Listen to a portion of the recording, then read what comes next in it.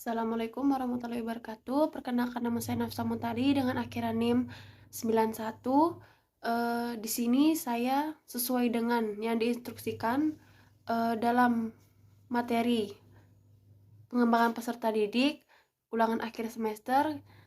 Tugasnya yaitu menjelaskan atau memaparkan kesimpulan dari 13 materi yang sudah dipelajari.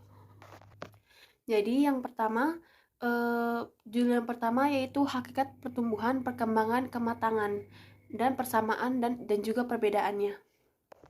Pertumbuhan, perkembangan, dan kematangan merupakan konsep penting dalam studi perkembangan manusia. Meskipun memiliki ketertarikan, ketiganya memiliki perbedaan yang signifikan.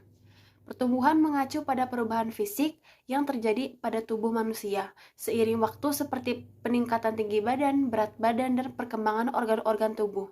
Perkembangan lainnya yaitu melibatkan perubahan dalam kemampuan dan keterampilan seseorang, sedangkan kematangan mengacu pada tingkat kesiapan individu dalam melaksanakan fungsi-fungsi tertentu sesuai dengan usianya. Pada dasarnya, pertumbuhan adalah dasar bagi perkembangan yang lebih kompleks. Pertumbuhan fisik yang terjadi pada masa kanak-kanak dan remaja memberikan landasan untuk perkembangan berbagai kemampuan dan keterampilan. Perkembangan di sisi lain melibatkan interaksi antara faktor-faktor genetik dan lingkungan yang mempengaruhi kemampuan individu dalam beradaptasi, belajar, dan berinteraksi dengan lingkungannya. Kematangan yaitu sebagai tahap akhir dalam perkembangan individu, mencerminkan tingkat kesiapan individu dalam melaksanakan tugas-tugas tertentu dan mencapai kemandirian. Meskipun memiliki perbedaan, pertumbuhan, perkembangan, dan kematangan saling berkait dan saling memengaruhi. Pertumbuhan fisik yang optimal dan dapat memberikan landasan yang kuat bagi perkembangan kemampuan kognitif dan sosial yang lebih kompleks.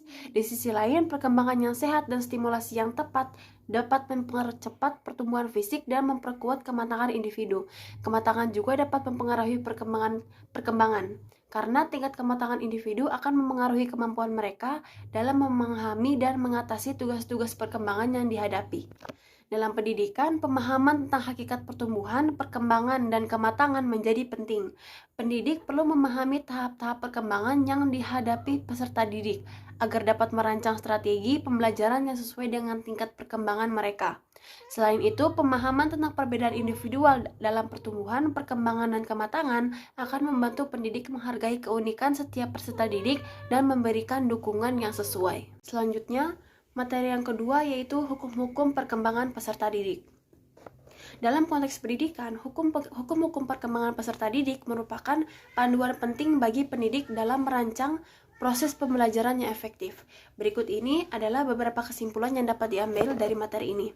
Yang pertama yaitu hukum perkembangan universal, yaitu terdapat beberapa hukum perkembangan yang berlaku secara universal bagi semua individu, seperti hukum tahap perkembangan kognitif oleh Jean Piaget dan hukum perkembangan sosial emosional oleh Erik Erikson.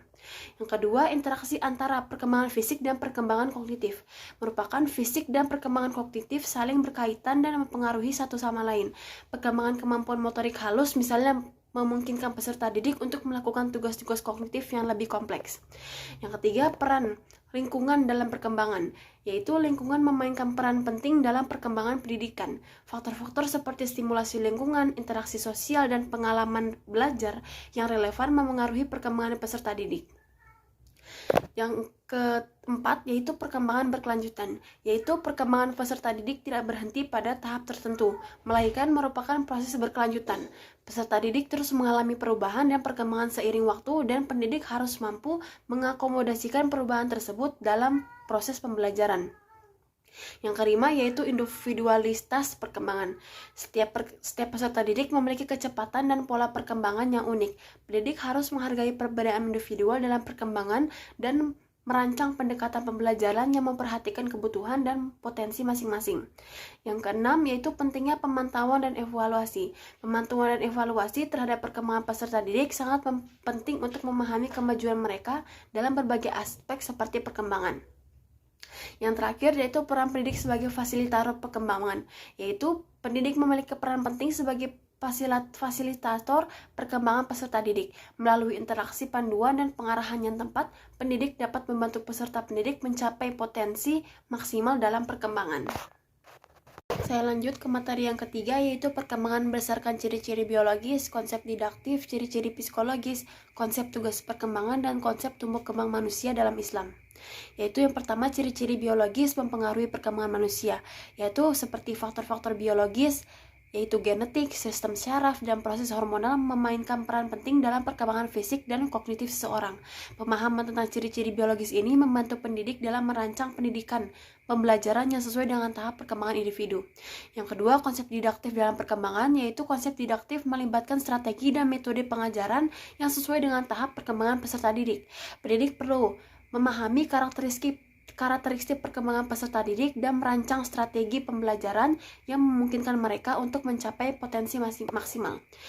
Lanjut, ciri-ciri psikologis individu dalam perkembangan, yaitu setiap individu memiliki ciri-ciri psikologis yang unik, seperti kepribadian, motivasi, dan gaya belajar.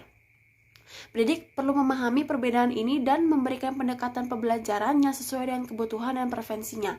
Lanjutnya, konsep tugas perkembangan, yaitu setiap tahap perkembangan manusia melibatkan tugas-tugas perkembangan yang harus diselesaikan. Misalnya dalam tahap usia dini hingga SD, tugas perkembangan mungkin meliputi pengembangan keterampilan motorik, bahasa, sosial, dan kognitif. Pendidik perlu menyediakan pengalaman pembelajaran dan memfasilitasi pencapaian tugas-tugas ini. Selanjutnya, konsep tumbuh kembang dalam Islam. Dalam perspektif Islam, tumbuh kembang manusia mencakup aspek fisik, mental, emosional, sosial, dan spiritual. Pendidik Islam perlu memahami konsep tumbuh kembang ini dan merancang pendekatan pembelajaran yang mengintegrasikan nilai-nilai Islam, moralitas, dan spiritualitas dalam pengalaman belajar. Dalam mendukung perkembangan anak, penting bagi pendidik untuk mempertimbangkan faktor-faktor secara holistik. Pendidik harus memahami ketertarikan antara faktor biologis, psikologis, dan sosial dalam memahami perkembangan individu. Dengan pemahaman yang mendalam tentang faktor-faktor ini, pendidik dapat merancang strategi dan pendekatan pembelajaran yang lebih efektif dan berdaya guna bagi perkembangan peserta didik. Selanjutnya, materi keempat, yaitu faktor-faktor yang memengaruhi pertumbuhan dan perkembangan dalam tinjauan aliran-aliran pendidikan. Pertumbuhan dan perkembangan anak dipengaruhi oleh berbagai faktor dalam konteks pendidikan. Aliran-aliran pendidikan memberikan pandangan yang berbeda mengenai faktor-faktor yang memengaruhi perkembangan tersebut. Salah satu faktor yang memengaruhi adalah faktor lingkungan. Lingkungan di mana anak tumbuh dan berkembang memiliki pengaruh yang signifikan. Faktor-faktor lingkungan meliputi keluarga, sekolah, teman sebaya, dan masyarakat sekitar. Keluarga sebagai lingkungan pertama anak memiliki peran yang penting dalam memberikan stimulus, pengasuhan, dan pendidikan awal kepada anak. Sekolah juga menjadi lingkungan yang berpengaruh dalam menyediakan kesempatan belajar, interaksi sosial, dan pengembangan keterampilan. Selain itu, faktor genetik juga berperan penting dalam perkembangan anak.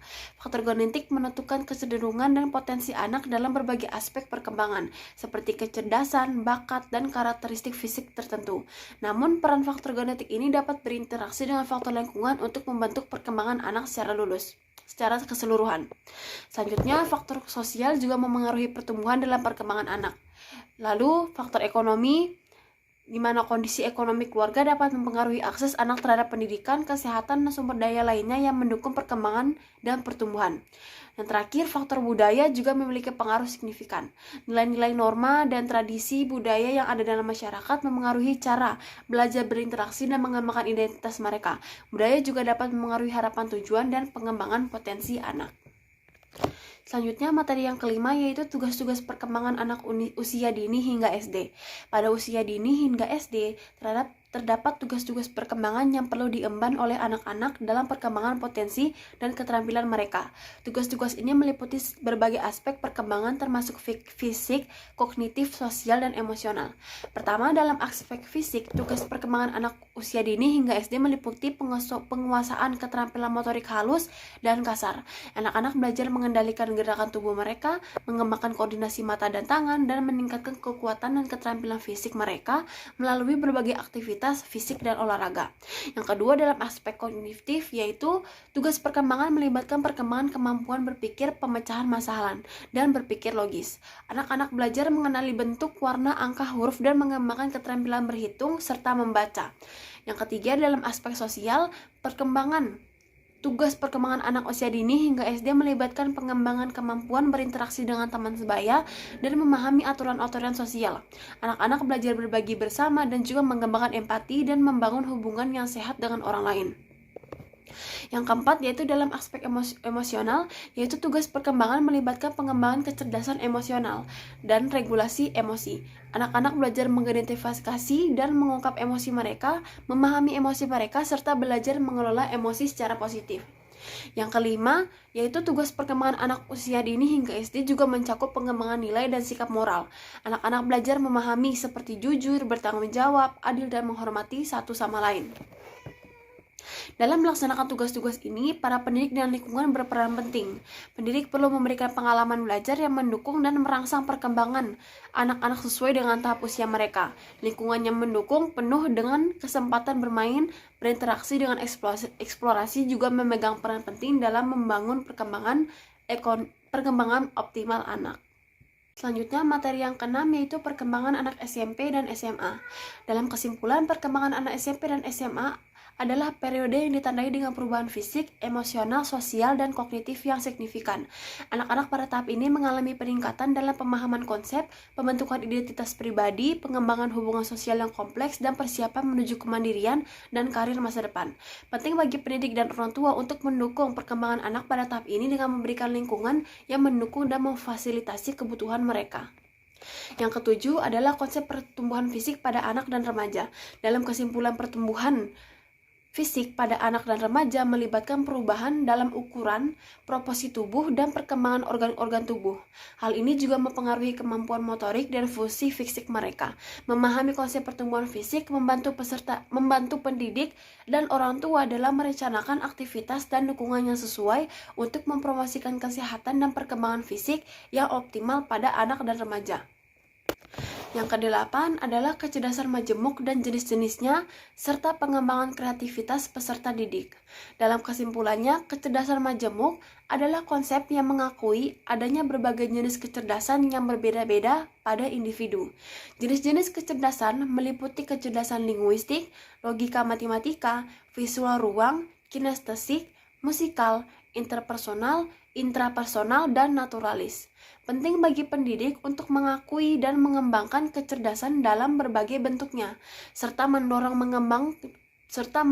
perkembangan kreativitas peserta didik melalui pendekatan pembelajaran yang inklusif dan berorientasi pada pemecahan masalah, pemikiran kritis, dan ekspresi kreatif.